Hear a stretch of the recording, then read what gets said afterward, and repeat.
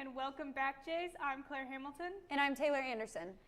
First things first, we're going to kick it off with some announcements. Juniors and seniors, National Honor Society applications are due by Wednesday, September 30th. Students who are invited to apply can turn in their applications into Miss Comedge's room in room 704 or via email. Patrick Steinkamp and Colin Reynolds won second place in the Mixed Martials Division and third place overall. And Andrew Teeter won first place in the Mixed Martials Division and second place overall. This year's competition will be at Bartle Hall in early March. I'm not sure about any of you, but I don't know what I would do without TikTok. Do you post on your TikTok? I do. It's my favorite app ever. I post quite a bit. Oh, I'd love to see that. Let's head over to Allie to look at more information. Do you have trouble going back and forth from online school? According to Omnicore.com, 41% of TikTok users are between 16 and 24, making it a popular app amongst teens and young adults. But with the government threatening to ban the app, many teens are left unsure about the future of TikTok. Trump announced the shutdown of the app would take place on September 15th, but is yet to happen for legal reasons. The United States is not the first country to ban the app, though, as India has already banned it. We talked to Brendan Hamill and got his thoughts on TikTok shutting down and what he thinks the future of the app is. What's up, Jays? My name is Allie Collier, and I'm here to ask Brendan Hamill a few questions. Brendan, are you on TikTok? Yes, I am. Why do you think the government wants to ban TikTok? I think they think it invades your privacy, so they don't want to risk the U.S. citizens getting their privacy taken from them. And if TikTok doesn't shut down in the next few days, do you see it shutting down, in the near future, or not being as popular as it once was? I don't see it becoming less popular, but I see it being shut down for the U.S. eventually. I see. For KLHS, my name is Allie Collier, signing off. Dude. Oh, thank you, Allie. If anyone is interested in Breakfast Club, they can see Mr. Berger for more information. Underclassmen picture retakes will take place the 8th of October for A Day and 9th for B Day students. Picture times are from 9 to 11 on each day. You must get into Sign Up Genius to sign up for a spot. Only 15 spots per time. You can only sign up on the Liberty High School homepage under the Spectator tab. We have an awesome story about our jazz choir. Last year during quarantine, our students entered the Fox 4, This Is Our KC Jingle contest and won. It was arranged and produced by students Gab Balladella, and all of the students did on their own. They won a gift card prize from Meyer Music. I heard softball has a big week this week with 8 games. Let's head over to Thomas and John to hear more about sports.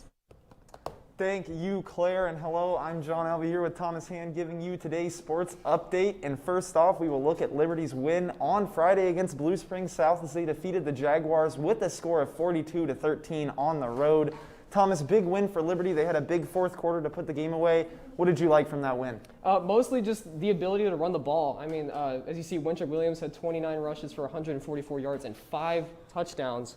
And as you said, the 21 points in the fourth quarter to put the game out at the very end, and then Luke Smith 6 of 13 passing with 100 yards and 1 touchdown. So just to show that it differs between games if they can go run heavy or pass heavy, and it's really been confusing for opponents that they face this year. Yeah, and they have so much versatility on the offensive side of things, and you kind of hinted at it there. But how big of a deal do you think that will be going down the line of this season? They have so much ability to just mix it up on the offensive side, and they really keep defenses guessing on a consistent basis. It's really a huge advantage because both teams don't really know how to prepare for them because, they look at footage from, the Blue Springs South game and they realize, hey, we should, be ready for a run-heavy offense. Then they look at film, against, Lee Summit West whenever they were passing a ton and they were getting the ball downfield to Caden Dennis. And, it's going to be really tough for opposing teams to prepare for a team like Liberty. And talking about opposing teams going forward, Liberty takes on Rockbridge on Friday in Columbia. Rockbridge took their first loss of the season last Friday as they went to 4-1. Liberty will be 5-0 heading into the matchup. Thomas, how do you think the unfamiliarity of the opponent will make this matchup? Liberty barely plays Rockbridge in any sport, so they don't really have a sustained relationship with this school. Yeah, so I would say that the fans would be a problem, but with COVID restrictions and anything, there's not too much that is going to affect them fans-wise, but I think it's going to be fun for them to be able to go down to Columbia. It's a college town, Mizzou as always. And then I think it's going to be very cool just to get the experience to go down there, to a game, which is, I'm pretty sure, is about 3 hours away. So it should be a fun experience for them, and I think that they'll be able to take care of business. Yep, the Jays will definitely need to be prepared for the new environment next week. And now moving on to tonight's matchup between the Kansas City Chiefs and the Baltimore Ravens. Both teams coming into the game at 2-0. The Chiefs have won the last 2 matchups between these 2 teams. Thomas, the Ravens have been red hot. Do you think the Chiefs stand a chance tonight? I think they do. I think if you have Patrick Mahomes on the offensive side of the ball, anything is possible. Just the way that he's able to sling the rock at any time during the game. I mean, they were down 17-6 in the fourth quarter, and he just absolutely went off there in the fourth quarter. But it's really going to come down to the run defense of the Chiefs if they can win this game tonight. Yeah, and that's the exact thing that I look at. The Chiefs kind of struggled stopping the run last week against the Chargers. They go against a more high-powered offense this week in the Ravens. Thomas, we have to get it. What is your score prediction for tonight's game? Can the Chiefs get it done? All right, so what I've learned being a Chiefs fan, especially the past 2 years, is to never bet against Patrick Mahomes. So I am taking the Chiefs to win by 3, 38-35 tonight. And I guess I will also take the Chiefs. I have such a hard time picking against them. 41-35. That will do it for today's sports report. Now back to the front desk. Thank you, Thomas and John, for that sports update. So, how are you feeling about this new normal thing at school? Well, this is definitely not how I imagined my senior year going, but I'm trying to make the best of it. Yes, I agree. Well, if anyone just doesn't feel like this type of school is working for them, here's Alex for more information about how to switch from online to face-to-face and vice versa. Do you have trouble going back and forth from online school to in-person school? It's a rhetorical question. I know you do. That's why I'm here to give you some tips to make going back and forth seamless. First things first, you want to have a good place to work, like a desk. Having a desk is perfect. It's just like having a desk in school. And make sure you don't have your desk in your room. You might fall asleep or something.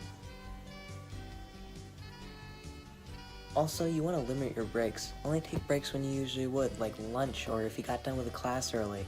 Also, while you're in your break, watch YouTube, watch Netflix, even work out. I can tell you've been skipping leg day. Final tip, just get your stuff done. Don't be like me. It's Wednesday and this is due Thursday. And it's 8 o'clock and I still have to edit. For KLHS, I'm Alex Cronin. Thank you, Alex, for that great information. Hopefully we can stay in school for at least 2 more days. If you want to support and help our loving dogs here we have at school, you can purchase trash bags in the office. I'm sure Bear and Bentley will be greatly appreciative. The bundles are $10 each. Please stop by and see Donna Butka if you are interested in helping out. Have you seen all the changes that have been around the school lately? Yes, it is very overwhelming, but I'm starting to get the hang of these new things. Nurse Kuvac is going to run down something in the school to make sure we all are in place and stay safe. It has been proven that mitigating strategies cuts down on the transmission of COVID. Therefore, we have been utilizing frequent hand washing, wearing masks, physical distancing, and cleaning touch points throughout the school this year. That's what we've been doing differently. All right, please stand for the pledge. I pledge allegiance to the flag of the United States of America and to the republic for which it stands, one nation, under God, indivisible, with liberty and justice for all. From KLHS, this has been Alex Cronin, Allie Collier, John Alvey, Thomas Hand, and the rest of our amazing production crew. I'm Taylor Anderson. And I'm Claire Hamilton. Wear your mask, maintain 6 feet away, and wash your hands. Have a marvelous Monday, Jays.